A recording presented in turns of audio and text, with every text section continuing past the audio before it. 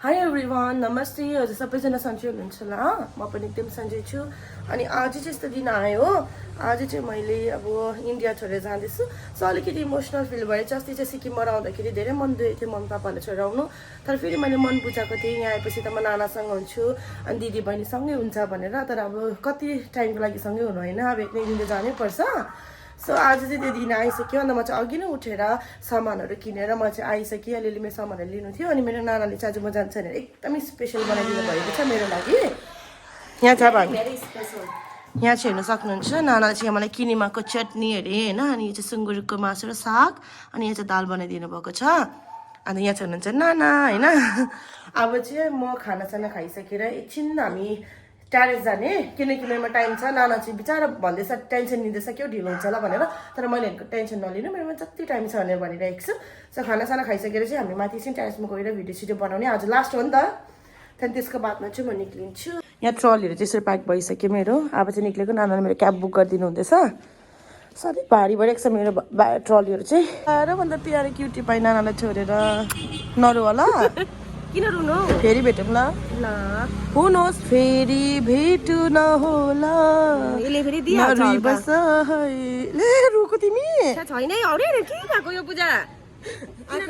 आँखामा आँसु किन भनेको जस्तो भइरहेको छ त। राम्रो बस्नु। म गएको अब नरु होला। ए मेरो उयो सानो चढी छ है।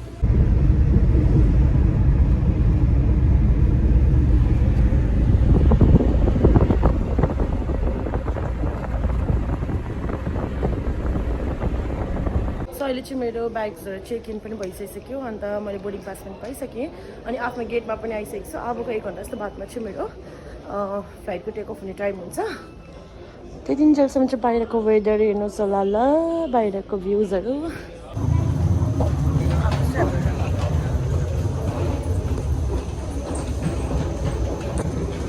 म चाहिँ फ्लाइटभित्र पनि पसिसकेँ। अन्त अबको 10-15 मिनट बादमा चाहिँ हाम्रो टेक अफ पनि हुन्छ। यसरी म बसिसकेको छु होइन। सबै चाइनिज ल्याङ्ग्वेजमा छ, जुन चाहिँ म बुझ्दिनँ। बसिराख्दाखेरि मलाई चाहिँ मेरो खाना पनि ल्याइदिनु भयो। अनि यहाँ चाहिँ 2 hours 40 minutes थियो। त्यो टाइमिङ चाहिँ अपडेट भइरहेको थियो, जुन चाहिँ म अब कति टाइममा चाहिँ ल्यान्डिङ हुन्छु भनेर। अनि खाना पनि एकदमै मिठो थियो। त्यो सँगसँगै मैले चाहिँ हिन्दी मुभी हेर्दै जाँदै थिएँ। एकदमै इमोसनल पनि थियो, मजा पनि आयो। अनि मैले एक्लै इन्जोय गर्दै जाँदै थिएँ। च्याप्टर गर्नु आँटेँ हो। अन्त म चाहिँ 5 मिनटमा पुग्दैछु। यहाँ चाहिँ टाइम होइन 5 मिनट। अनि म चाहिँ मुभी हेर्दैछु the final destination plot line. So अहिले चाहिँ मेरो सब पुरा भइसक्यो। बट द मेन टास्क भनेको चाहिँ यहाँबाट मैले लगेज लिनु हो। किनकि लगेज चाहिँ मेरो 28 किलो 30 किलोहरूको छ।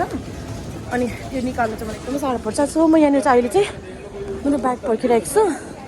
सोच्दैछु कि कसरी निकाल्नु भनेर। यत्रो सानो भए त म इजिली बोकिहाल्थेँ होइन। यत्रो ठुलो छ, वेट पनि धेरै बेसी छ। अहिले चाहिँ मैले यति दुःख गरेर होइन एक्लै यो 2टा ट्रली चाहिँ यत्रो भारी छ। मैले यहाँ मेट्रो स्टेसनसम्म ल्याइसकेको छु हो।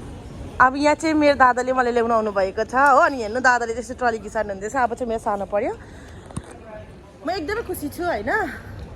खुसी त के अब भन्नु, अब ठिकै नै छु, राम्रै छु। घर पनि निक्लेर अलिक मनहरू त दुखिहाल्छ। तर यहाँ आएपछि फेरि दादा दिदीहरू हुनुहुन्छ भने मन अलिक भए पनि बुझाउनु पऱ्यो होइन।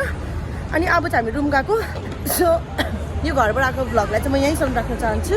आयो हजुरहरूलाई भिडियो मन पऱ्यो होला। अनि म ट्राई गर्छु 20-20 पनि राम्ररी भिडियो ल्याउनु। किनकि अब आएपछि यहाँनिर काम गर्नुपर्छ होइन, मजदुरी गर्नुपर्छ, अलिकति टाइम पाउँदैन। बट स्टिल म ट्राई गर्छु टाइममा भ्लगहरू गर्ने। So bye bye everyone, see you in the next vlog.